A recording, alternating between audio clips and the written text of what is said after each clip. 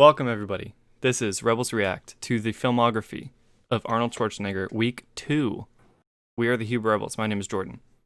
And my name is Ethan. And my name is Maya. And this week we're doing Pumping Iron versus The Villain. Pumping Iron from 1977, The Villain from 1979. I guess, first question, have either of you guys seen these movies before we watched them here? No. Neither have I. So far, I'm Not at over all. 4 on these Arnold movies. Going through his entire filmography, I've seen 3, maybe 4. Really? No, Yeah, maybe I actually don't- like 5. I should honestly double-check. don't think I'm much higher than that. No, Like, he I've did seen a Terminator lot. 1 and Yeah. 2, and I guess I've seen those 3. Terminator, the most recent one. Yeah, I And hate even counting that that. actually might be it. If he Just was the in, Terminator movies? I saw Expendables. I saw the Expendables that he was in. I Maya, didn't. what about you? This was your idea. Have you seen a lot of? I've Arnold seen all movies? the Terminator movies, Total Recall, which he was Okay. in, and Kindergarten Cop, Twins. Okay, I'm sure there's Junior. a lot There's of those other kind of ones. goofier ones. Yeah. Yeah. I've seen a lot of his movies, And I've seen. and I love all of them. Hence the motivation for this. I was telling her how I've seen. I feel like I've seen like Junior and Twins and Kindergarten Cop. I like Maybe maybe pieces of once and maybe pieces of them, Yeah, Oh no, so- I've seen all of those and that's the difference. a lot. yeah, Yeah. that's funny. That's so funny. So I went with the my shirt is themed to strong people because that was half of what this week is about. My shirt is country legend Mike Tucson in honor of the Western that we're going to be talking about later. Look at that, we I have a countered. cute cardigan on. That's just great. Oh my god, Perfect. Charming Jones. Is that was no Charming Handsome Stranger? No, Charming Yeah. Jones. Yeah, you're right. Yeah. Yeah, I was thinking that that was his name. Anyways, let's get into Pumping Iron first. Oh, I was gonna say, so quick shout out to my manager at work, Gabe. If you're watching this, he's a big Arnold fan, and when I told him about this, he's like, "You guys should watch the documentary," and that wasn't even on my radar. So we did actually punt a movie. It was like a 1-hour TV movie with Lucille Ball, which I'm kind of bummed. Like, I would have liked to see that also, but We can do that as a bonus content after we Sure. finish it all. But this was, like a feature-length documentary. I'm like, Yeah. it'll be nice to kind of mix it up a little bit. So that's why we're doing this. Thank you, Gabe.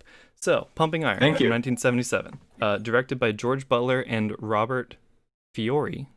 It basically covers the whole, weeks and months leading up to the 1975 Mr. Olympia competition, which Arnold was going to be competing in. So I believe it starts with Arnold. I'm not sure if it looks like Lou Ferrigno that he's with in the beginning, but I don't remember when they're like I don't training remember. with the ballerina, and she's teaching them how to do all their poses and stuff, which poses, I thought yep. was so cool because you always see them do that. But it just, you assume it's kind of a natural thing, but like Yeah. there's definitely an art to it. And you have to practice Oh yeah. to get that down. Yeah. So that was cool to see that, it doesn't just come to them. They have to be taught by a dancer, to really give that presentation.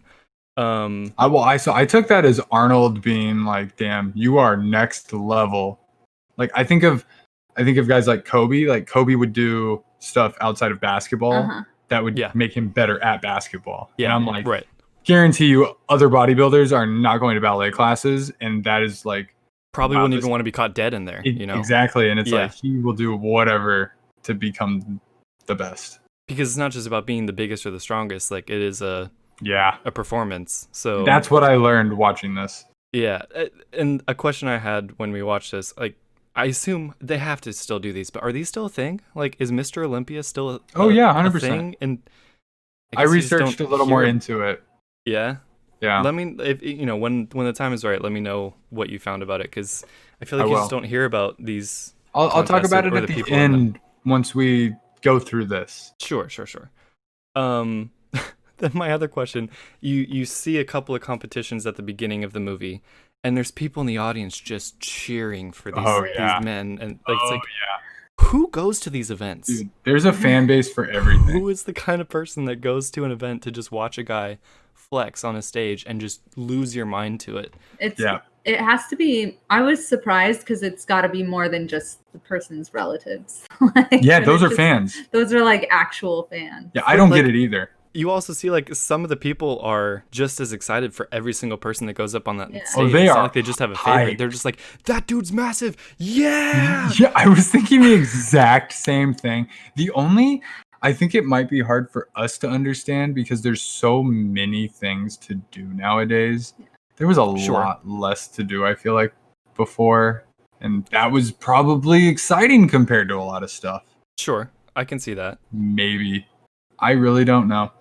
I think we also don't get it too, just because I don't know, they all looked the same when they stood up there. I mean, there was like a noticeable difference sometimes, but I was surprised there weren't more classifications. Like it was just sub 200 and above 200. Like there wasn't height differences. You know, it was just. I agree with you. They did all look very similar, for the most part. So, anyways, we start with Arnold showing up at Gold's Gym in Venice, which we've all heard of him, you know, being a big proponent of, big member of, and, you know, it goes way back to the early 70s of him going there. And he's going around shaking everyone's hand. Hey, Big Mike. Hey, Big Tony. Hey, Big Steve. Hey, Big Rick. It's like, is that everyone's nickname? Just Big something. I loved that the whole scene. It was cool. Like I really liked Arnold. Like he seems like a friendly guy, and he wants to encourage people. And you see videos of him, you know, nowadays, and he's still at the gym. Whoever he passes by, you know, he's encouraging them to get the extra rep, you know, add more weight, and I think that's really cool. He lives it. Yeah. At this point in the documentary, we're 101 days away from the Mr. Universe and Mr. Olympia competitions, which I think go hand in hand. I think, you know, once the Mr. Universe is the day before the Mr. Olympia, I believe. And one or two of these guys that we see in the gym are actually recognizable from the first two movies we watched last week. One of the blonde guys was his competitor in Stay Hungry at the end. It comes down to Arnold and one other guy, and I think he was the guy who won Mr. Universe in this movie. That guy, the American. Mike Katz. No, I was gonna say guy. Mike, not Mike. Mike Katz was Ken Waller. Ken Waller. Yeah. We see him, and I'm like, I know that guy. Like he looks very familiar. I thought he looked familiar, but also not at all. I'm blanked between the two of them. Like Maya said, they do look very similar. When there's that much muscle, it's hard to look at the face. It's like just all pecs and biceps at that point. Yep. Mm-hmm. At this point, Arnold is the reigning 5-time consecutive Mr. Olympia, trying to win it for his 6th and final time. Arnold believes that people trying to drive a quarter mile in 5 seconds is just as strange to him as sculpting his body might be to others. So he sees people doing drag racing. He's like, "Why? Who cares? You souped up your car fast enough to do that," and people think the same thing about bodybuilding. He's like, "So we disagree. Cool. This is my thing. That's your thing. Let's just leave each other alone." And then we get into just how much Arnold likes lifting weights. It feels good. It sure does. Yeah, the pump, right? So apparently this is an infamous clip of his. I had heard this. I just didn't know it was from this documentary. It sounded familiar. I feel like I had heard of it, but I didn't really remember it. So when I saw it, it wasn't, oh my God, this is the clip. I was watching it and just being like, oh wow. I was just taking it in as it was happening. No pun intended. The feeling he gets from lifting weights is better than having sex with a beautiful woman. Yeah. It's better. Do we want to say it? Like, do we want that to be on our content? We don't need to say it. You know what it is. He just enjoys it a lot. Okay. He says it many times and he really likes it. He explains how throughout his day, everything he does feels like that. Yeah, he's like, lucky me, I get to do this all day long. Oh my God, yeah. But it wasn't just the lifting weights. He said it was the posing. It's the pump. It was right. Everything. Like the art of it, yeah. Like every step and variation of it just got him off. Well, you could see because he was very happy. He was happy all the time. Constantly smiling. So. I don't know. You guys see his face when he's lifting those weights? Yeah. He's got quite a face going on. I was telling her, I was like, this is why, like, if even he has to make that face to like lift weights, like I feel like people try to look so cool at the gym, and it's Right. like it's not about looking cool. No, not at all. Doesn't matter what your face looks like. No. It's about the hard work. Yep. So the last thing we see at the gym is Arnold just kind of helping people get their poses right, because that's obviously a huge part of lifting a lot of weight correctly. Is you have to have the right form, and he wants to, he's not selfish. Like, he wants to make sure everyone else is doing it properly also. We then move to Mike Katz. He is one of the best amateur bodybuilders at this time. He's a full-time middle school teacher, I think they said. High school teacher or something. He's a full-time teacher. And he was picked on as a young kid and got into working out and bodybuilding as a form of kind of self-therapy. He was very scrawny as a child, and now he's huge. He doesn't usually win his competitions, but he says that he's always the one that gets the most cheer and applause, no matter what he does. And he believes that the Mr. Universe competition this year will be between him and Ken Waller, who we mentioned before was in Stay Hungry from last week's video. So they go to, I think, South Africa, right? So yeah, the two competitions, Mr. Universe. Mr. Universe is, I think they said, not a professional bodybuilding competition. Yeah. Like, it's for the amateurs. It's the notch below. You do that first, then you go up to Mr. You win Olympia. that, and then they take winners of the Mr. Universe competition to go to the Mr. Olympia championship. But I thought they had said that Arnold was winning them both in the same year, or not. He won like 2 Mr. Universe, I think, or something, and then he was just kind of locked into Mr. Olympia at that point. It seems like he was reigning champ, I think. Right. Okay. So we get to the Mr. Universe competition, and it's between Mike Katz and Ken Waller, and Mike Katz, who is the teacher, doesn't even make the final 3. He comes in 4th place, and we follow him down into like the locker room, and you could see how sad he is, because like he's worked so hard at this, but he's also very gracious. Yeah. And I like that. Like, he can hear, he's like, oh wow, Ken won. He got really excited. I gotta go congratulate him. Yeah. Even though, there's obviously probably some tension between them and they want to beat each other, but it was really, I liked Mike a lot. It's it seems like a good community. Yeah, for sure. It does. Yeah, it doesn't seem hostile at all. They're very supportive of each other, which, even though they're competing, it's because they help each other feel so good all day long. So Arnold introduced his dad to bodybuilding when he was a teenager. He won the first contest he ever entered, Junior Mr. Europe. His father was a police chief in Austria, giving him a somewhat strict upbringing, which caused Arnold to dream of going to America when he grew up. And he had been dreaming of coming here since he was 10 years old. And he mentions wanting to always be remembered like Jesus for thousands of years. Like, he just wants to be that kind of like icon of a person that was always a be spoken very telling kind of explanation he gave. Yeah. It's like, wow, that's what you're motivated by? No wonder you became what you became. Who you are. Yeah. I mean, he accomplished it in spades. He wanted to be an icon. He wanted to be a household name, and God, did he do it. He's probably one of the highest that there's ever been. He was at one point the highest paid. That's crazy. Kind of like how The Rock is now. Like, at one point, he was that guy. Like, you better get him in your movie. And he was in every movie, or not every movie, but a lot. Have we not had The Rock in an MCU movie yet? No, I don't believe so. He'll show up. He'll show up. That just hit me like a lightning bolt. I mean, we're getting no, we're not going to go there. Listen to the podcast if you want to hear about that. Yeah, we'll get into that tomorrow. We then meet Lou Ferrigno, who you may know. He's rather famous himself. He is 24 at this point, and he is a Mr. America and 2-time Mr. Universe winner. He is eligible for Mr. Olympia this year. He is 6'5" and the biggest bodybuilder ever. Yep. He admires Arnold, but believes that he is the guy to beat him in the Mr. Olympia competition this year. As I mentioned, you may know him. He went on to portray the Hulk in the TV show and at least a couple movies or so, I think, right? Yeah. He is the Hulk, classically. Even he though is we have the OG Hulk. Now. Yeah. Like OG Locke, he's OG for Hulk. reasons. He's enormous. He doesn't look that big when you see him in these, videos, but he's a huge dude. It says he was skinny as a kid, but he was really interested in all the muscle books and magazines. And that's how he got into weightlifting. And his dad is such a great encouragement to him. Yeah. That's another part I really liked about this movie is their chemistry. Like, he's a really good coach to him, always giving him advice. And, even if he doesn't always take it, they seem to really mesh really well together, and he pushes them really well.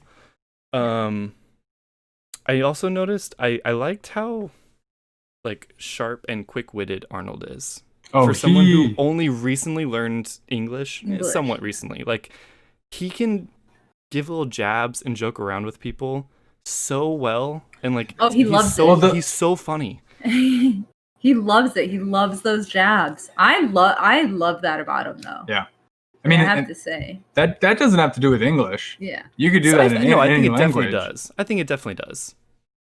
I think it's definitely his personality. It's his personality. Whatever language he's speaking, he's gonna be like that. Yeah. But he's so fluid. Like, he's not like trying to find the right word. Like, he has it. Like, he knows exactly the right words. But to master that in another language, I think is really impressive. That's what I'm saying. For sure. Like, that's super impressive. Like, I think he has better banter with people than I could ever have. In some aspects. Seeing the mind games and his mental game, but like the way he's able to toy with people and measure them, and I had no idea. Yeah. I think of like guys like Kobe and Michael Jordan who just say one comment or do one thing and it's like a brain ninja. Yeah, right. And we see that in some later scenes. And it's just like, dude, this guy is the guy. Yeah. It almost seems like no wonder everybody had such a hard time beating him, because they had to beat his mentality. Yep. Mentally, Yeah, which was like, how do you beat that? Like, once you hear this guy talk, I think that's what I loved about this too, is just getting to know Arnold. Like, I had no clue how little of him I knew. Yeah. He's strong. He looks incredible. He's smart, and his confidence and his swagger is through the roof. Like, that's a deadly combination. I can only imagine what it was like doing movies with him, like especially later on. Oh yeah. Yeah. And the presence he had, and I'm really excited with this new lens to continue on through this. Right. Yeah, me too. This is a great idea. It's cool to. I'm glad we got this like actual real Arnold view also, not just his early acting, because it's nice to see him not acting and just be himself. Yeah. We see Lou Ferrigno training in New York a little bit, and it is intense.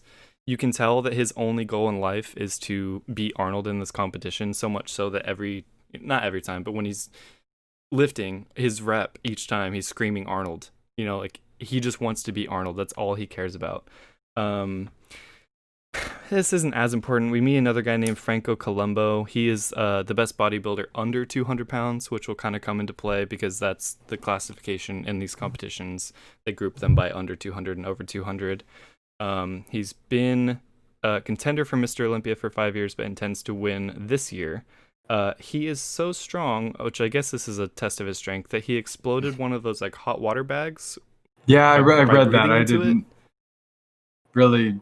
I can't like put a frame of reference around how impressive that is, but I'll take that as impressive. I mean, I know I could never do that, but like, what does that have to do with your body strength? I don't know. Maybe it's like ripping a phone book. I'm like, I don't actually know what that takes.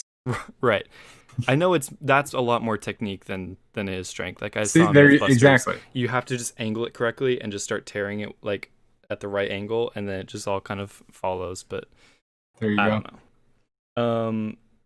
So we see Arnold is not afraid of losing.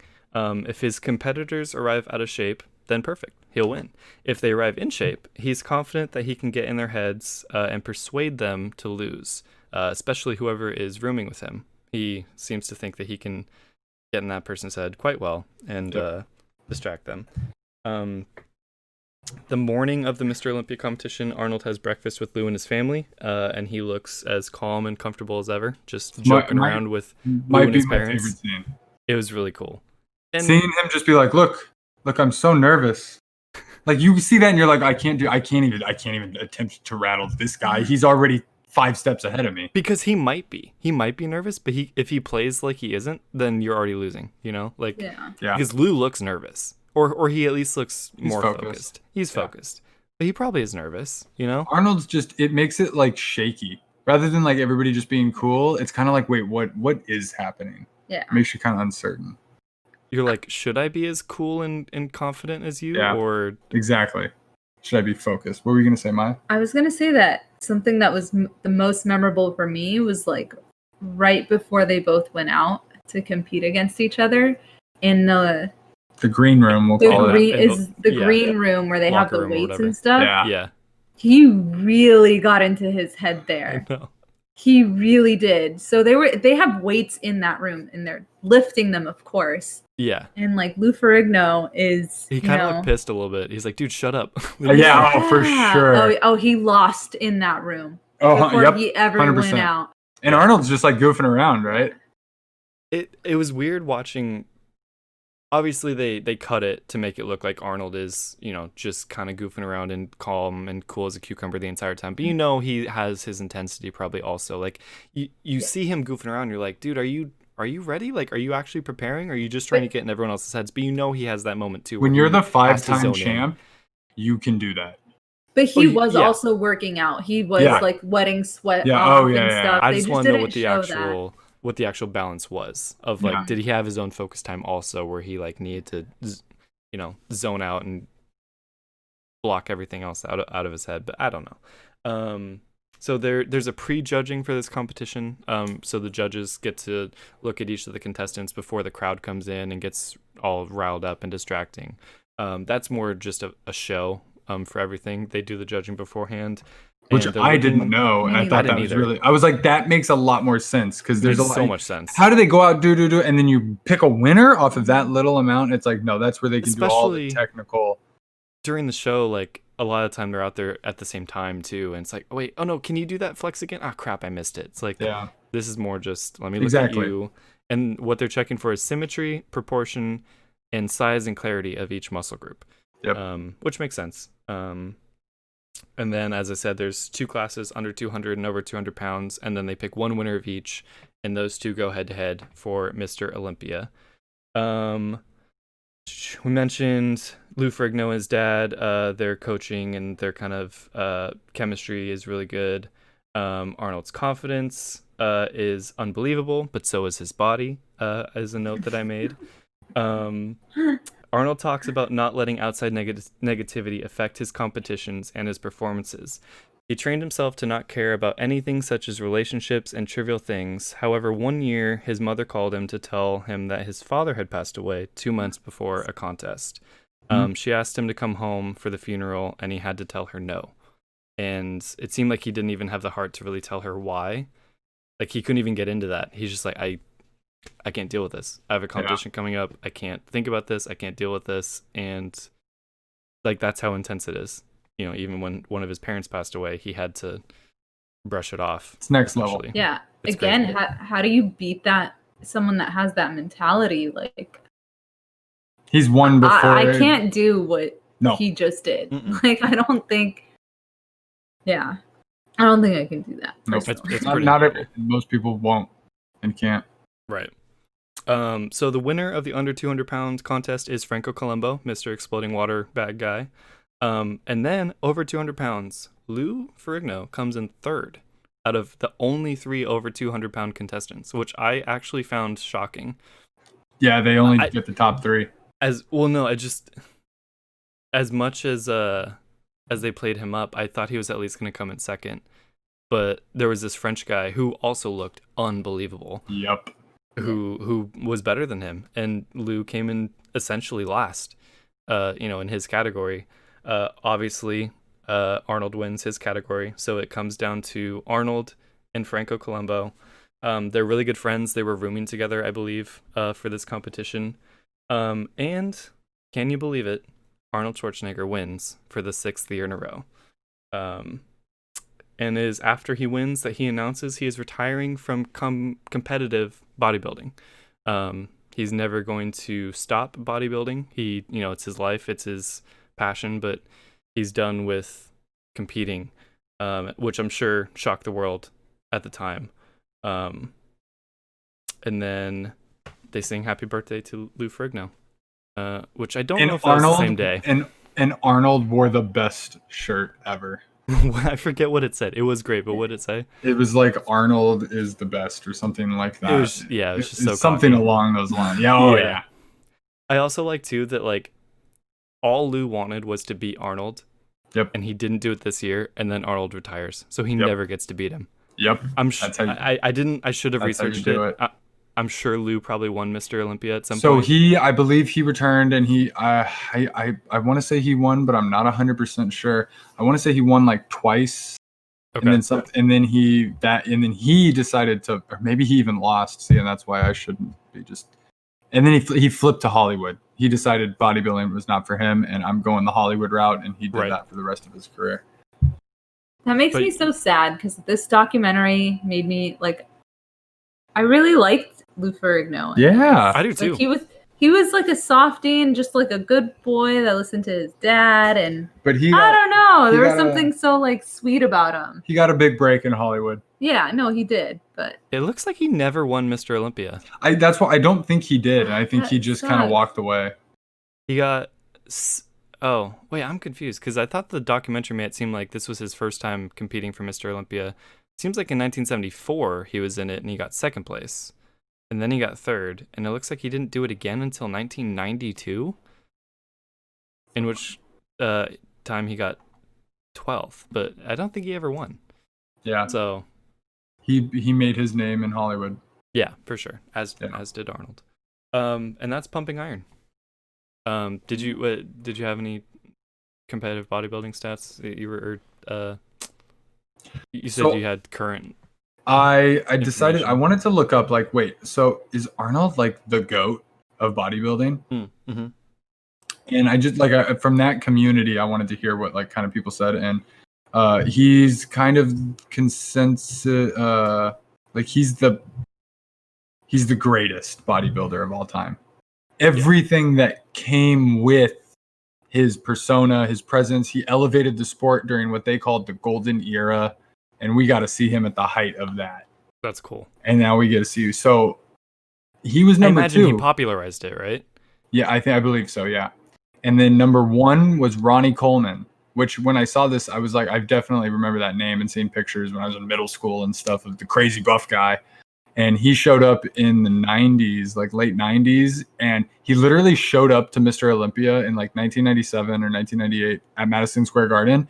And the judges and everybody was just like, what?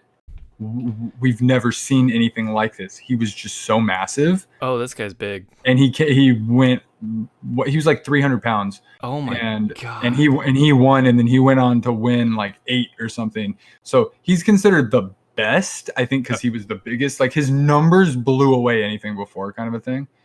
But Arnold's the greatest. Just say, this guy's insane. He's freakishly big. Yeah. And I would say just barely. Arnold still looks like sort of like normal. Like he's huge, but when you this guy compare, Ronnie Coleman is insane. Yeah. Like he looks like an alien. He's so freaking jacked. That's funny you said that because that's what Lou's dad was saying about him. He's like, you're gonna go out there and they're gonna act like they never saw anything like you before. He's like, you're back, like you're like they're gonna lose their minds. You're so huge, and apparently it's not the case. Yeah. Did you enjoy it, Maya? Yeah, I loved it. It did what a documentary should do, and it exposed you to like an entire world that you didn't really know existed, and you leave it having a huge appreciation for like bodybuilding and what they do. And I didn't realize they were so like mathematical about it. Like, like everything needs to be symmetric. And when Arnold says he's like, if I want to, grow one muscle group, everything else has to grow symmetrically. It's like, oh God, yeah, that makes a lot of sense. Yeah. Yep. And so Because there's a lot more intelligence to it than I thought. I can't imagine trying to do that. That sounds just trying to get you when you work out, you're like, I just want to get bigger. To be like half an inch here and here and here and here and here and here and here and here. Like I can't even imagine the work that it takes to hone that. I think he described it right. You're a sculptor. It's easy. You can just sculpt that. I'm sculpting this from the inside. Mhm. Right. Yeah. I thought that Which was is less precise, but like they are able to do it in a precise way because shows how impressive it is. yeah. So, Well, so shall we- this was seeing Arnold. We saw him in 1975. Even though this came out in 1977, this was Arnold 1975. He would have been 27, I think, 28. 27 sounds right. Yeah. 27, 28.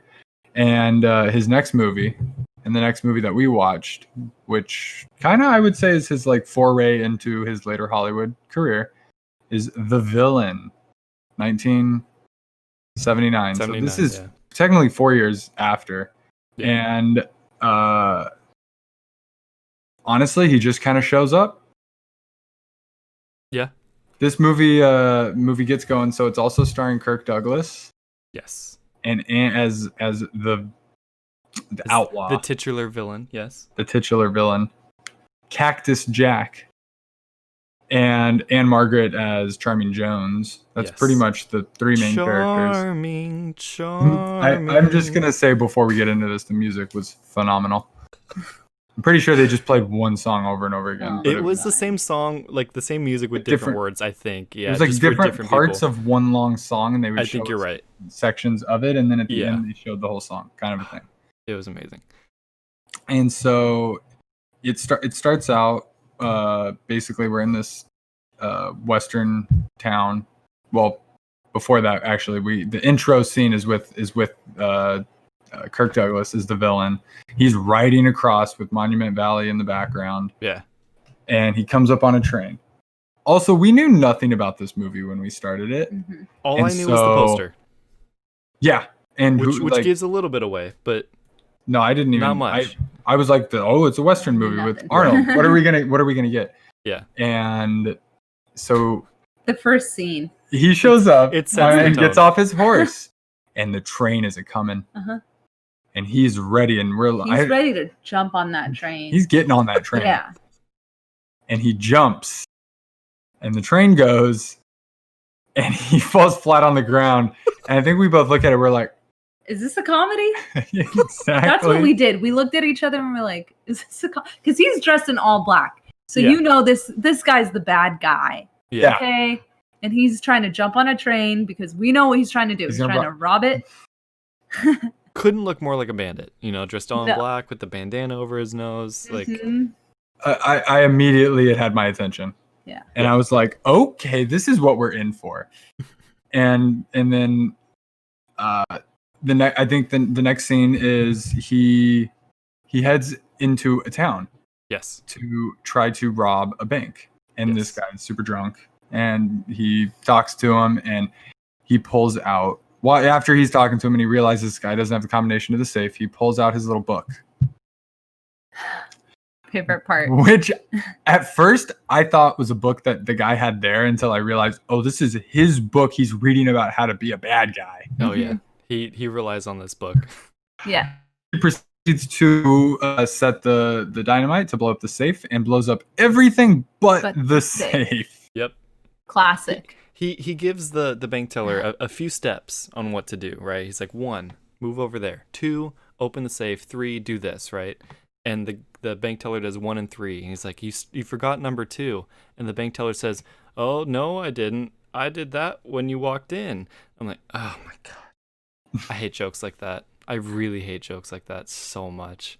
I don't think I even caught that when we were watching. That was upsetting. I caught that. Oh, I missed that one. Yeah. So after he blows this up, he obviously he gets arrested by the sheriff. Well, he tried to escape. He But tried to jump out of a window, But but of course there were bars there. yeah, he just goes head first into them. Yep. Yeah, and he's fine. Don't worry. Don't And break down the he train. almost does get away. He gets on his horse, Whiskey. But what Oh happens? yes. That's the best part. He had the best horse. Well, Whiskey has a guilty conscience, and so he makes sure not to move. he's on. He's not being helpful. He's and not he being just sits helpful. there. He just sits in No. the dirt. He It's just so sits there. good. I loved Whiskey. He might be And- my I know. favorite character. Oh, Me too. that's what we said too. That horse is awesome. Oh, And so then he gets thrown in jail, and I believe this is where we then cut to the town, yes. and we meet Charming Jones and her lovely father. He's lovely. Yeah, I guess. He's He's a bit lovely. He's a bit lovely man. rough. Yeah. Yeah. And he explains to her that she has to go get his money Mhm. from this other place, and she's gonna go. So he puts her on the train, and she's gonna be met by somebody in this other town. And she is just flirting up a storm. Yes, Oh, she yeah. is. She's charming, It's true. I Charming. guess, supposedly. and so we then get to see this other town and meet our. I don't even know what to call him really. Hero? Protagonist. I don't know if he's the hero. He's the escort. I'm just gonna call Yeah. him the escort. The Right. third main character, Mhm. Yes. handsome stranger, which is easily the names in this were Yes. great. That's his name. Handsome stranger. Oh, that's what they call you. What's your name? No, my- that's what my my name. That is daddy gave me. And so we get introduced to his character pretty quickly as he decides to help a woman across the street who does not need help across the street. And Could I you was guys believe how busy this street was? it was popping. This town was Yeah. popping. Why did It they was build things so insane. close? It grew in the time. There were so many wagons going across. Like, where Mhm. were they going? Yeah. They were delivering goods. It was ridiculous. Yeah, there really was like a lot of Yeah. activity. But he got her across Yeah, yeah. and left her on that side, and then I was like, this isn't going to be the end. We don't really know much about his character yet. Nope. We're still kind of having that unveiled to us. Yes. It was a really weird interaction until you learn more about him later. Exactly. And so he proceeds to go talk to. I'm not really sure who this guy was, but he gets some information from him. He tells him where the saloon is. He's the telegraph guy. The telegraph guy. That was just a job back then. I 'Cause would imagine. He's I like assumed he the was- mailman, essentially, or something. You know, like, Yeah. he was amazing. Actually, I take it back. The horse is not my favorite character. This guy was my favorite character. This guy's your favorite character. He was pretty good. So I played my dad this scene because Yeah. I loved it so much, and my dad knew who this guy was. Oh wow. I guess he's acted in certain things, and he's had somewhat of a singing career also. So this guy, I didn't write down his name unfortunately, but he has a stutter, Yeah. very severe stutter. But I guess when he sings, It goes the away. stutter goes away, which we've heard about before, and he actually sings the music for this movie. Oh wow. How Okay, did he does the song. that? Yeah, Okay. That's which great. I think was really cool. But his stutter is so hilarious. Not making fun. It's like there's a comedic timing to his stutter that just killed me. So I loved the scene. Yeah, and so he asks him a bunch of information. He asks where the saloon is. That's where you can get some eat. And he ends up making his way over there. And we see him. I just wrote this down because I love this part because he sits down to eat at the saloon, and they show his meal. And for a second, I'm like, wait, this isn't normal. Why does he have such fancy food? There's so much food too Mhm. in this like Western saloon. Yeah, A massive steak, the broken spoke. 3 pounds, the broken spoke, and I love it because he's just sat down to.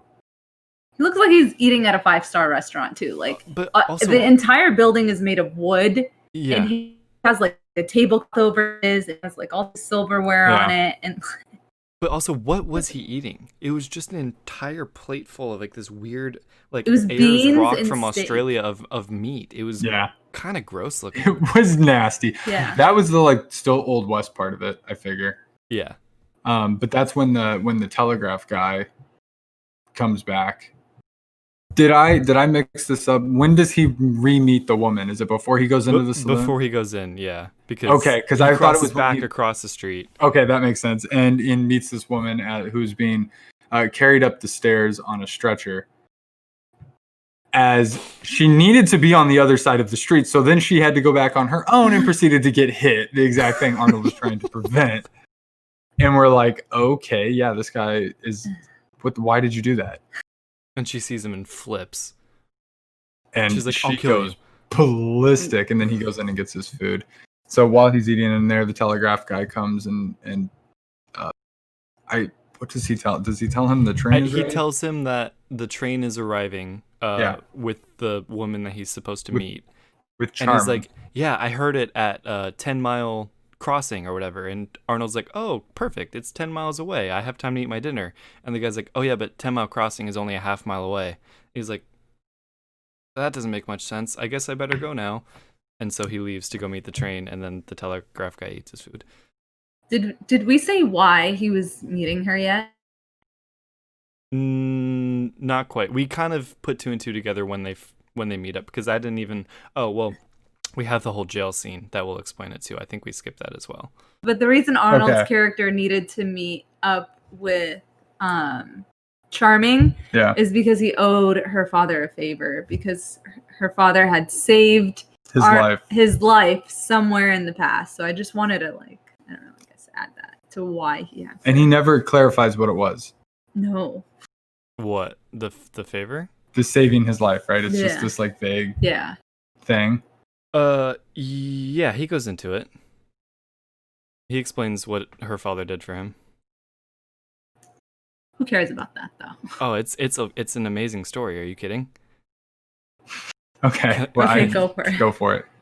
So we find out that Handsome Stranger met Charming's dad in Denver a few years ago. And Handsome Stranger was being beaten up by a group of ruffians. And Charming's father nursed him back to health. What we find out is that Handsome Stranger was on a horse trying to stop a team of runaway horses. I forgot this was going through a town. Yes. And he grabs them, he stops them, and he halts the horses. And behind the horses is a fire station wagon with firemen on it. And they're like, what the hell are you doing? Like, we're trying to put out that burning building. And Arnold's like, what? I saved your horses. And I guess either them or the people whose building everyone just beat the crap out of him for being an idiot. I really think so. If you haven't picked up on it, this movie is about the worst villain matched up against the worst hero. Yes. And just seeing what the outcome of that it's going to be. I love that. It's genius. Yeah. And once it all kind of settles into place, you realize how great it is. Yeah. And it shines, in my opinion. Oh, this is the part. Yeah. So the Mr. Avery, who is the mayor? He's the bank owner. He's the bank owner. Mm-hmm. So he is Charming Jones is going to collect money from Mr. Avery for her father.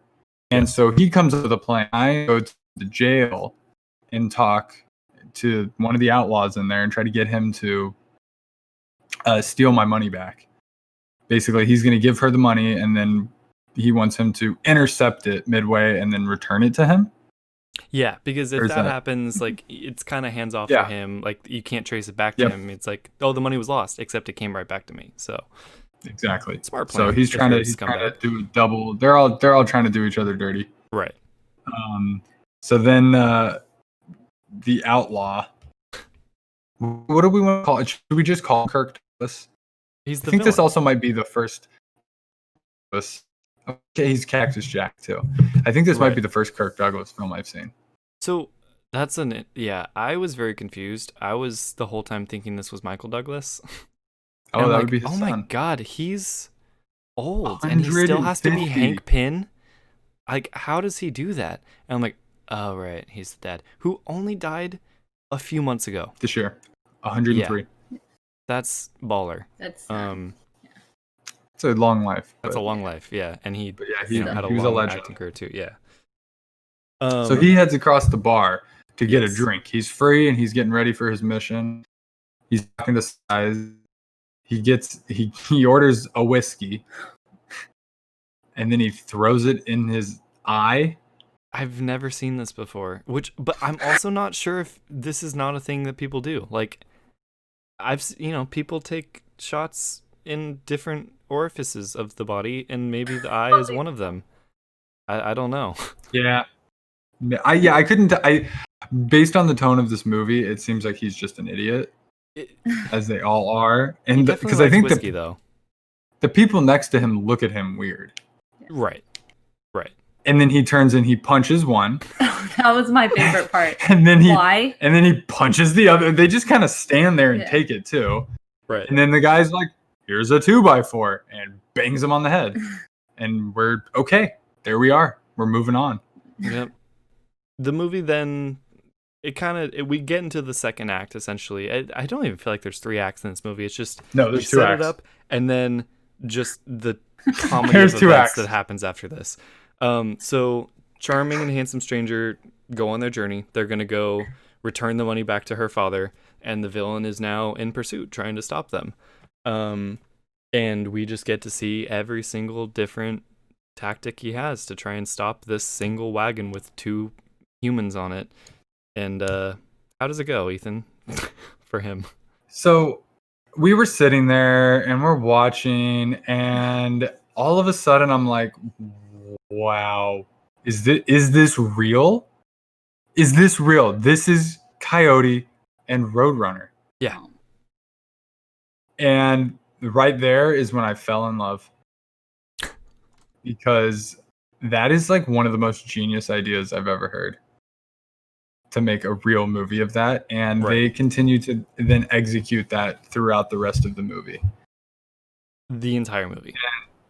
I don't remember the order that they happened in, but just then knowing how they were all going to play it made it even more enjoyable to watch. Right. And Kirk Douglas delivered. Honestly, for such a goofy character, pretty well acted. Oh, yeah. Like, very believable, very funny. I agree. He did great. I thought Arnold was really natural in this movie, too. Like, a lot more comfortable. A noted improvement. Yeah. He didn't have to do much, thankfully. He just kind of... He did not. Just, He really just rode along in the wagon. Whatever that is. It was barely even a wagon. Mm-hmm. Being a stone wall for people to talk to. Yep. Mm-hmm. And mostly charming. And also strong. Mm-hmm. Including lifting up the wagon from here to here. I mean, I've seen people do that with cars.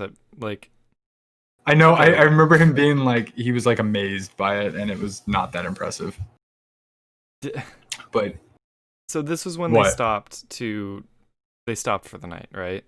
Now, have we even mentioned? We haven't even mentioned. Charming is very into Handsome Stranger. Like, she wants him bad. When he meets her at the train, she's getting flirted with all these guys. She sees him.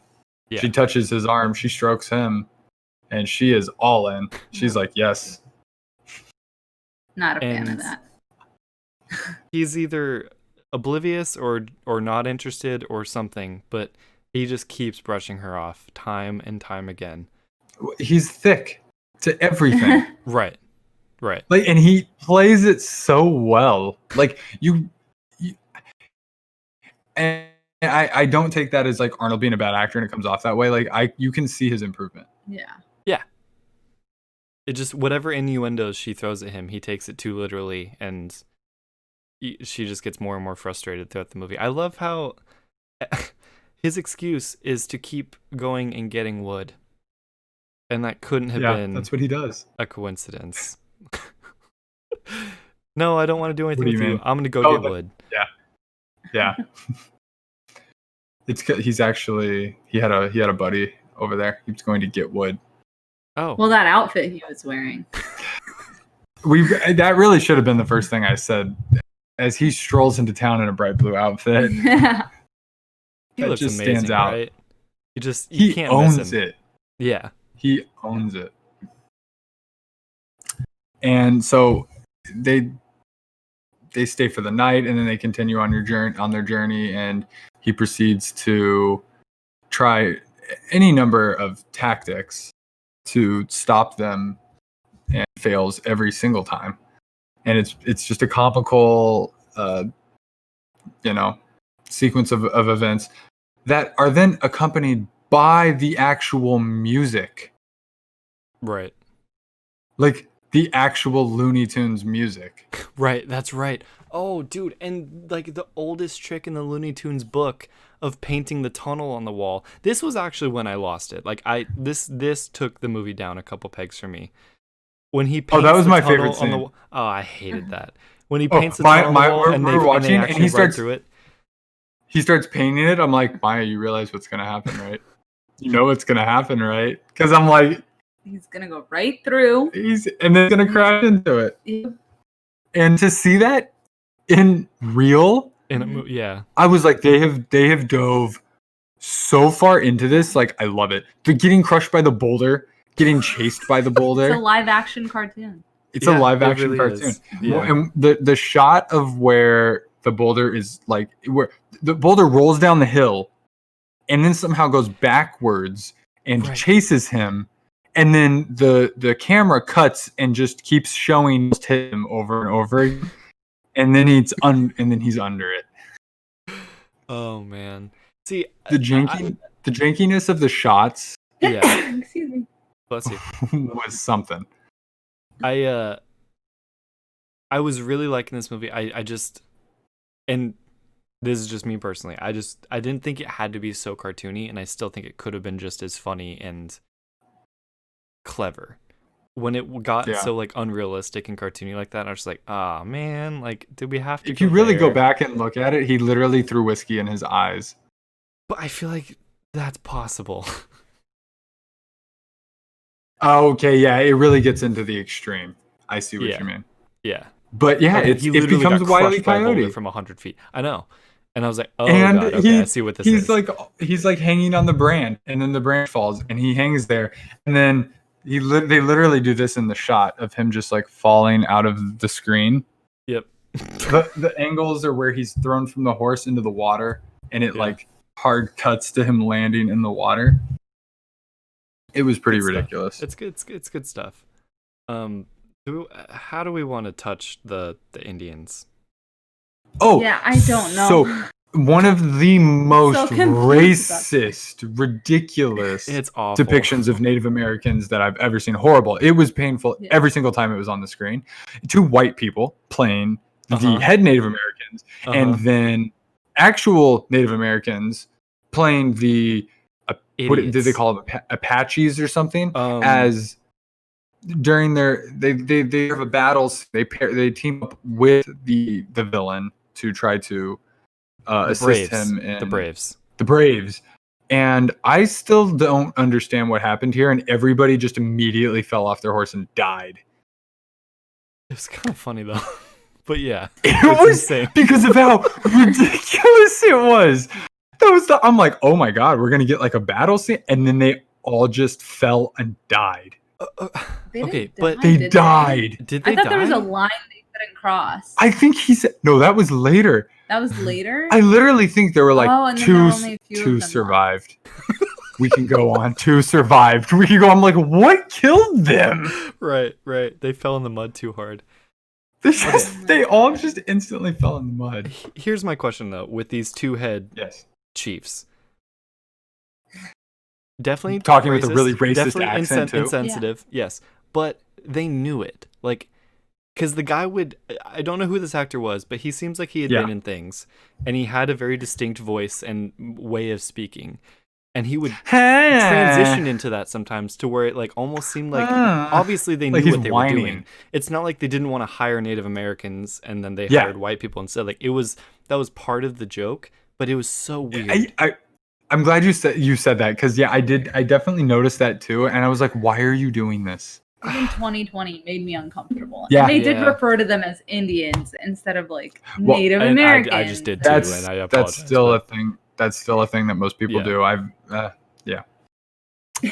going to name people, but yeah, some people are they're Indians, and it's like, no, they are not. Right. I feel strong about that. Yeah. I don't know how they feel, but it's stupid. It's not India, bro. I didn't mean it insensitively. Oh no, you're good. I know you you're didn't. fine. No, that's not what I'm saying. I didn't at all. even No, I know. realize that you said it. Yeah. I did. I No, felt it's all bad good. about it. That's just I think it's because we're referring to the movie, and that's what they Yeah. like. That's what's going on in my head. I keep Right. wanting to say Indian because that's what they referred to them in the movie, but it's like, I don't know. It was just miserable and so in 2020. if we jump a little more at the end of this like scene where they chase them, they almost catch up. Yeah. And they get really close. Yeah. But Charming and the Handsome Stranger, they get just out of reach. Out of They Indian get out of County. and they can't go anywhere. one guy fell off his horse, He got thrown off his horse and get back over here. He went a little and the past it. chief told him. Yeah. Huh? The chief told him, "Get back over here." Yeah. Oh my Here's the God. thing, though. They had been tracking Yeah. them since before they entered Indian County. We Yeah. were introduced to these people a long time ago, and they only entered Yeah. Indian County like, I don't know, 20 minutes ago at this point in the movie. So they had been tracking them since they left the town. What was up with them then?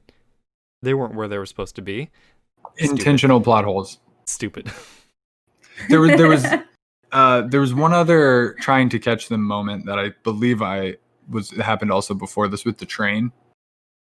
Didn't they No, I mislead think them with that the was signs? after. I think we're about to. Was get that there. after? Yeah, I think that was his last trick. That because I thought that was like his last attempt. So his Yeah. last attempt is he gets some glue, and they always make sure to show you it says glue. Gets some Oh, yeah. glue and puts it on the tracks Some acne or on the like glue. boards. And obviously handsome and charming ride right over it, and he walks over and he's like, "Oh, it's not sticking to my feet." Stands on there, forgets, shakes his head a little bit, and then is stuck. I was more interested in how is he going to get himself out of this. Yeah, me too. Like, dude, take your boots off. Oh, nope, you're really waiting. You can't take your boots off, so you're going to die because your legs are in your boots. But once again, the camera cuts and he's now raised up multiple feet, Way up turned there. around, Oh yeah. way up there, attached to the train that's going 5 miles an hour. I love that. And screaming at the top of his lungs, I presume, and then next scene he's not there anymore. So that Always happens. manages to get back ahead of them. Every time. Yes, and I love it because it is so like a cartoon that just completely defies reality. Mhm. Yeah, And it's insane. I think just knowing it was such an esteemed actor and Arnold, like Right. it just, I haven't seen a lot of Westerns, and there was just something. It was so ridiculous, as you said, Right. and I loved it. we come I didn't down. wanna say I didn't. And he's been chasing him and chasing him and chasing him, and he gets to the. I guess he technically has one more goof. True. Gets Right. to this little. Is this his house? Was this the? It's her. I wasn't house. even. It's her. Yeah, her. I mean, her house. Yeah, yeah. Because her dad's not there. Right. I don't know where he would be if he's waiting for her Nope. to arrive. Probably at a specific Nobody's- time. Nobody's there, and he goes in and he finds all this gunpowder. Basically, Mm-hmm. it's taking all the gunpowder to the main house, draws the line, lights it, and of course the fuse goes the other way, and the horse saves him. Of course. MVP. I'm telling you. MVP. Whiskey was Whiskey. Yeah. uh, Whiskey was the most intelligent character. easily. Easily. I think, yes, Proving horses I think are smarter that is than the us. award that he should get. Yeah, the most intelligent by far. Yeah. I mean, even the part where he tries to climb across the rope, Yeah. and the horse just says "nah" and just spits it out, and he swings, hits the wall. I never got enough of it really, and he does the great horse laugh It kept too. going. It really kept. There was so many more goofs and gaffs than I thought there were going to be. I was like, oh wow, we're still doing you- this. That was like all of Act 2. They were gonna do all of it. I guess Act 3 is maybe like 2 minutes long because once they arrive is when we get into. That's what I was gonna say earlier. Act 3 could technically be the last scene. Yeah, I which think that's fair. just. I would have been disappointed if it was anything else. So they finally meet, And he decides to just go for it. And he's like, I'm here. I'm taking the girl. I'm taking the money. And I'm going to ravish her. Yeah. And she says, okay. Finally, someone. Yeah. Someone who's assertive and knows what he wants. Yeah. She says, I pick him. I pick him. And then it's over. And that's why girls like the bad boys. End of the story. And then he trampolines all over the place. Oh, I'm sorry. You're right. He does. Oh, yeah. He does that proceed. Was insane. Too. And I love how you can see it so clearly sped up. Yeah. And I'm like, that was just a guy. It was replayed backwards, too. Trampoline like, not only sped up. The way this movie was shot and edited and mixed. All I was thinking, even with the drone shots, is we could make a better movie than this. Yes, obviously. At least production quality-wise. Right. But like, I see a movie like this, and I'm like, what was this? Was this a theatrically released movie? Like, I think it was. Okay, because I couldn't even find I gotta stop looking at just Box Office Mojo, but I couldn't even find a box office score or, earnings for it. This was definitely like a fun movie to talk about, for sure. It was goofy. It was not goofy. What I was expecting at all. There were a lot of little scenes to pick up on. Lots of little things. Lots of little things. Would you watch this again? Yes, I would. Not I would watch myself, this again. But I would show it to somebody. With somebody. Yeah. I would watch it with somebody else. That was another thing I was going to say. I don't know if you guys remember, but when he's going into that whole story about when he met Charming's father, it's Tommy Wiseau from The Room-esque when he's going into his story about how he met Lisa, when he stops acting. He's like, everything else disappears, and he's actually like telling his real life stories. Like, yeah, so I met her and she was so beautiful, and so anyways, I was riding on this. It's like, wait, bro, come back to the movie. Like, what are you doing? Like, his performance was brilliant. Honestly, that's how I felt. Yeah. Like, he played that character so well. Mm-hmm. I agree. Okay, do we want to vote on the movie? Yeah, I think. Should I go? What order should we vote in? That is a good question. I don't know. How do we? I think Maya picked first last time. She got pole position. Let's let Maya go first. Maya, what do you think? Okay. My thoughts are, it's definitely hard to choose because these are so different. Like, one is a documentary and the other one is a movie. Yes. And hold on, are we ranking this based on Arnold or on the movie itself? The movie itself. Whatever you want. The movie itself. Okay. Yeah, I agree. Yeah. And I don't know, it might just be my taste, but I tend to like documentaries, and so my vote is for Pumping Iron. Okay. That's Ethan? my vote. I'll let you go next. I'm up next. I'm just gonna cut straight to the chase. I'm voting for the villain. I think you knew I was gonna say that. All right. So we are. I'm happy you went last, because I feel like I have no idea what you're gonna. Last week it was 3-0. Stay Hungry absolutely beat whatever it was that first movie was that we watched. Hercules in New York. Hercules in New York, right? Of course. How could I forget? This is tough for me, honestly. I'm not sure, because I do like both of these movies, which I couldn't say last week. I would say I didn't like both of those movies. I like both of these movies. I laughed a lot during The Villain, but as I said, I kind of lost it when it got a little bit too cartoony, and I think I have to go with Pumping Iron. Fair. Sorry. No, I knew that. I had a feeling that was going to happen.